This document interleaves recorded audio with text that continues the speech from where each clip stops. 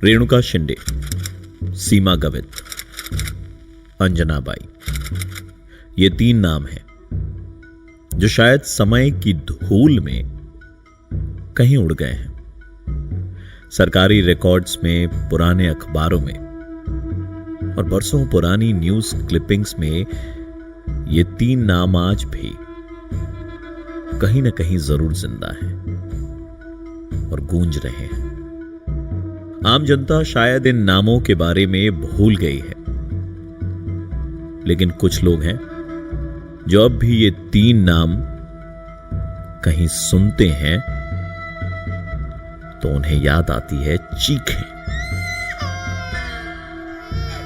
छोटे बच्चों की बिलखती हुई सूरत और उनके गाल पर जलन मचाते हुए आंसू। जब आप बहुत देर तक बहुत ज्यादा रो लेते हैं ना, तो आंसुओं का नमक गाल को जलाने लगता है। कहीं सुना था कि यह जलन इस बात का इशारा होता है कि अब आपका रोना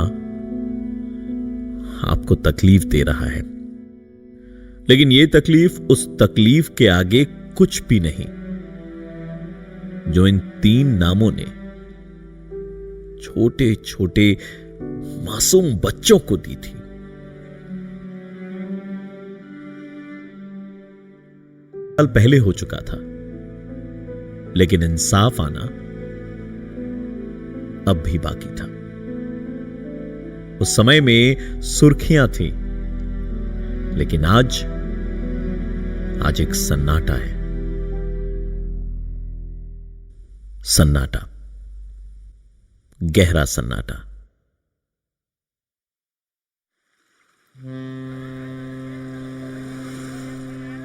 मुंबई उस समय तक बॉम्बे के नाम से जाना जाता था।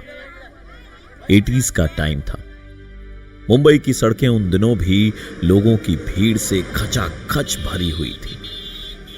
मुंबई को सब सपनों की नगरी कहते हैं, लेकिन सबके सपने पूरे नहीं होते, और जिनके सपने पूरे नहीं होते वो अक्सर जुर्म की गलियों में घूमते नजर आते हैं।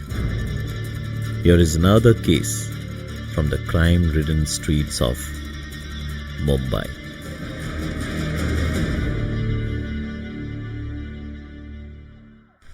एक दिन वर्सोवा पुलिस स्टेशन में एक आदमी एक कंप्लेन लिखवाने आया। ओ, क्या हुआ था? आराम से बता। सर, ट्रेन से जा रहा था वर्सोवा के पास, मुझे कुछ काम था। स्टेशन पर एक औरत आई मेरे पास और बोली भूखी है। काफी उम्र दराज थी, तो मैं भी बोला कि शुभ काम के लिए जा रहा हूँ, बुढ़िया की दुआएं मिलेंगी तो शायद कुछ अच्छा हो जाएगा। और बुढ़िया ने पॉकेट मार लिया तेरा? हैं? हाँ सर, वो इतनी स्पीड से भागी कि मैं भी नहीं पकड़ पाया। क्या बोलूं, इतना दिमाग फटने लगा है। सीधा स्टेशन आया हूँ। सर, आप उसको पकड़ो प्लीज। अरे पकड़ो क्या, ऑलरेडी पकड़ा है, वो देख। सर यही है, फ्रॉड 1 नंबर की, इसको छोड़ना नहीं सर। अरे आप कंप्लेंट डिटेल्स उधर लिखवाओ और घर जाओ। सर, मेरे पैसे? अरे तुमसे पहले 80 और चोरी और फ्रॉड के केसेस चल रहे इस पर। अरे उनके नहीं मिले तो तेरे कहां से मिलेंगे रे बाबा? 80 केसेस? कौन है ये? लेडी नटवरलाल? अरे मस्ती कर रहा है क्या हीरो? इधर घर निकल, अपने को और भी काम है। अरे फिल्म समझ रहा है क्या? 1.5 शाना नहीं बनने का इधर, समझा क्या? ये अंजना बाई है, चोरी कर करके अपनी जिंदगी गुजारती है, खुद भी खाती है और दूसरों को भी खिलाती है, समझा क्या? ए तांबे, साहब का कंप्लेंट लिख और एक कोल्ड ड्रिंक बोल। अरे मेरे लिए।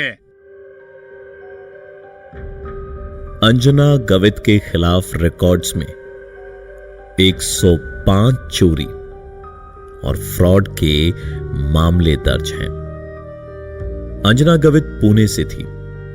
उनकी हिस्ट्री के बारे में ज्यादा इंफॉर्मेशन मौजूद नहीं है। अगर कुछ मौजूद है तो वो है उसका क्राइम रिकॉर्ड। मालूम होता है कि अंजना ने कुल 3 शादियां की। उसकी पहली शादी टूट गई, फिर उसने दूसरी शादी की और इस शादी से उसके दो लड़कियां हुई, रेणुका और सीमा। लेकिन यह दूसरी शादी भी उसकी टूट गई। इसके बाद अंजना ने तीसरी शादी की और इस शादी से भी उसे एक बेटी हुई। शादियों के साथ साथ पति बदले, घर बदले, कुछ आदतें बदली और कुछ नई आदतें अपना ली गई। लेकिन अगर कुछ नहीं बदला था तो वो था अंजना के चोरी करने की आदत। दुनिया में कई कहानियां हैं जिनमें चोर मजबूरी में चोरी करता है, लेकिन ये औरत चोरी के अलावा और कुछ नहीं करना चाहती थी। अपने साथ साथ अपनी बेटी रेणुका और सीमा को भी चोरी के काम में लगा दिया। बच्चों पर लोग कम शक करते हैं और छोटी बच्चियों को देखकर क्राइम का ख्याल किसी के मन में नहीं आता। रेणुका और सीमा ने मां के सिखाए हुनर को बड़े चाव से अपना लिया। वक्त बीतता गया और आ गया साल 1990।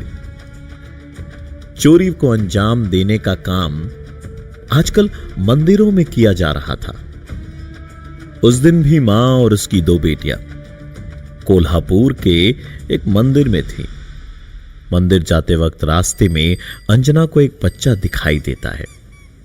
आसपास की एक बस्ती से दूर तितलियों के पीछे भागते हुए शायद वो घर से दूर आ गया था और शायद इंतजार कर रहा था कि उसकी मां उसे देख ले तो उसे उठाकर उसके घर ले जाए। बच्चे की उम्र लगभग 2-2.5 साल की होगी। अंजना ने बच्चे को देखा और बिना ज्यादा कुछ सोचे उसे उठा लिया और मंदिर की तरफ चल पड़ी। मंदिर में कीर्तन चल रहा था। इस बीच अंजना बच्चे को उठाए हुए लोगों की जेबें साफ करने का मौका ढूंढ रही थी। वहां एक आदमी ने उसकी चोरी पकड़ ली और लोगों ने उसे मारना शुरू कर दिया। कुछ लोगों ने उसे पहले भी मंदिर में देखा था और जब जब वो मंदिर में दिखती थी उस दिन किसी न किसी का सामान चोरी हो जाता था। बुरे कर्मों का नतीजा बुरा ही होता है। अंजना पकड़ी गई थी, लेकिन फिर कुछ ऐसा हुआ जो सुनने के लिए शायद हम में से किसी का दिल मजबूत नहीं है। अंजना ने जिस बच्चे को अपनी गोद में उठाया हुआ था, उस बच्चे को अंजना ने बड़ी जोर से जमीन पर पटक दिया। जमीन से टकराते ही उस बच्चे के सर से खून आने लगा। 2 साल के उस बच्चे के खून ने भीड़ का ध्यान भटका दिया और फिर अंजना ने रोते रोते ड्रामा शुरू कर दिया। वो कहने लग गई, ये उसका बच्चा है और वो चोर नहीं है। लोगों के मन में अचानक अंजना के लिए सद्भावना पैदा हो गई। एक मां जो अपनी बेगुनाही साबित करने के लिए अपने बच्चे को चोट पहुंचा सकती है, वो यकीनन चोर नहीं हो सकती। ऐसा वहां मौजूद सब लोग सोच रहे थे। शायद मैं और आप भी उस जगह होते तो वही सोचते। हमें भी यही लगता कि परेशान औरत है, गरीब है और कई दिन से शायद इसने खाना नहीं खाया है। बच्चे का पेट भरने के लिए अगर ये चोरी कर भी रही थी तो इसे माफ कर देना चाहिए। वहां मौजूद लोगों की भीड़ ने भी ऐसा ही सोचा। उस पर से दोनों बेटियों ने आकर मां के साथ मिलकर रो रो कर बुरा हाल कर लिया। अंत में उन्हें बिना किसी सवाल के कुछ पैसे देकर जाने दिया गया। अंजना और उसकी दोनों बेटियां रेणुका और सीमा मंदिर से चली गई, लेकिन शैतान अभी शांत नहीं हुआ था। मंदिर से निकलकर 2 गली पार करने के बाद मां और बेटियां रुक गई। वो बच्चा जो गोद में था वो खून बहने की वजह से काफी देर से दर्द में तड़प रहा था, रो रहा था। शायद वो अपनी मां को ढूंढ रहा था। बच्चे की चीखें रुक नहीं रही थी। अंजना और उसकी बेटियां उसे चुप नहीं करवा पा रही थी। उसे डॉक्टर के पास ले जाने का ख्याल तो उन्हें शायद आया ही नहीं। बच्चे की चीखें अब उन तीनों को तंग करने लगी थी।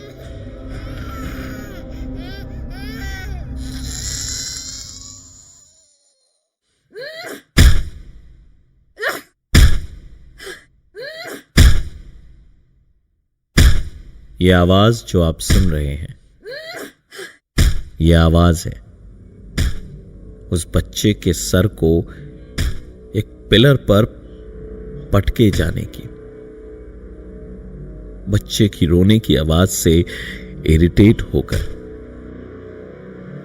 बेटियों ने बच्चे को टांगों से पकड़ के उठाया और फिर उसका सर एक खंभे में दे मारा और फिर बार बार मारा। बीच में रुककर उसने देखा कि अब बच्चे की रोने की आवाज बंद हो गई थी। मर गया कि जिंदा है? अरे अपने मन की तसल्ली के लिए रेणुका ने बच्चे को टांगों के सहारे झुलाकर बच्चे का सर पिलर पर एक बार और पटका और फिर वहीं पास की एक नहर में उसे फेंक दिया।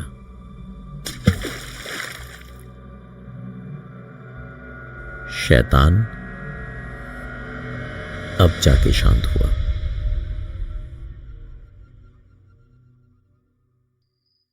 उस दिन रात में मां और बेटियां आपस में बातचीत कर रहे थे। वैसे बच्चे ने जान बचा ली आज, वरना वो लोग तो आई को पीट पीट कर खत्म कर देते। ये ले खा। वैसे बच्चा रोता नहीं तो रख लेते आज उसे अपनी टोली में। अरे इसमें नमक कम है। क्या बोली तू? अरे नमक कम है। अरे उससे पहले क्या बोली? यही कि अगर रोता नहीं बच्चा तो उसको टोली में शामिल कर लेते। अब से यही करना है। ये बच्चे अपने खुद के माँ बाप पे बोझ हैं, इसलिए तो सड़कों पे पलते हैं। उनके किसी काम का नहीं है, लेकिन हमारे तो काम का है। बच्चा इतना छोटा होना चाहिए ना कि अपना नाम ना बता सके, नहीं तो बोल पड़ेगा तो फिर। अरे चुप कर, मुझे सिखाएगी? बच्चा साथ में हो तो कोई शक नहीं करता, पकड़े भी जाओ तो लोग हमदर्दी दिखाते हैं। लेकिन अगर ज्यादा टिपिर टिपिर करेगा तो मैं नहीं सुनूंगी। अरे फेंक देंगे, कमी हो रही है क्या बच्चों की सड़क पे? सीजन 2 में मैं सुना रहा हूं आपको किलर सिस्टर्स का केस। इसे कोल्हापुर सीरियल किलर केस के नाम से जाना जाता है। अगले एपिसोड में मैं आपको सुनाऊंगा केस की आगे की कहानी, क्योंकि इन तीनों ने लगभग 42 बच्चों को अपना शिकार बनाया है।